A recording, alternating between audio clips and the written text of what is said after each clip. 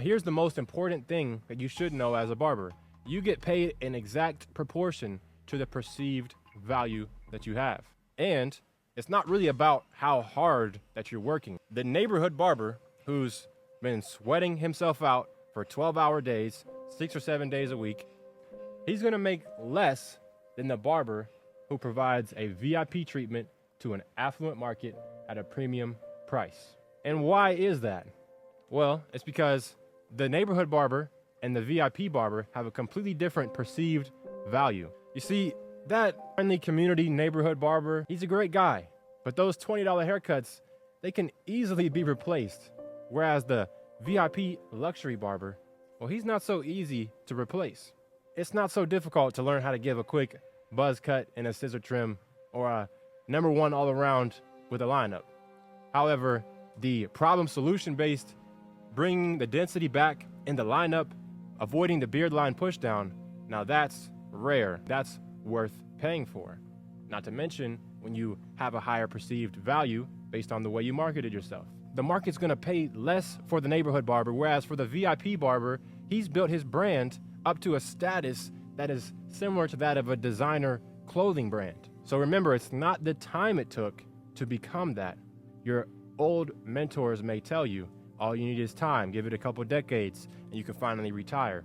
It's not the time it took to become that VIP barber, but it's simply the perceived value. So if you wanna be successful and retire young, your question now should be, how can I increase my perceived value without having to spend an entire decade to work my way up? The answer is you have to find your problem and your solution and create your own ability to showcase it to a new market of clientele. So great, if you want to be successful and retire young as a barber, now you're asking me this one question.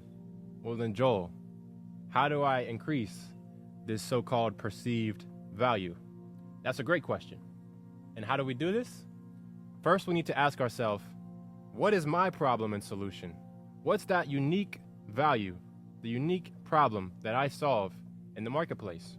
How do I showcase my ability to achieve this solution for their problem better than anyone else? I had a saying, I'm the best curl waves barber in the world.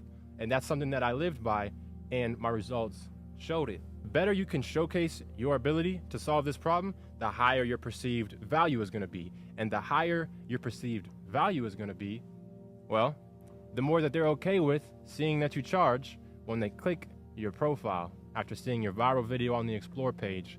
They click the link in your bio and they see your haircut prices. See, for me, that price was $200, reserve and pay, before you get the information on where my studio is. And most of my clients who saw that were completely fine and glad to pay it because they knew I'm safe there. I can get a haircut from this guy and he's not going to push my line back or my beard down. Two of the most common issues in my problem solution business. So it's a simple formula. The more your perceived value is, the more your clients are okay with paying when they book your haircut price. And the more they're okay with paying, that's the more opportunity you have to do what you do best. And it's really a simple formula. Best known beats best when best isn't best known.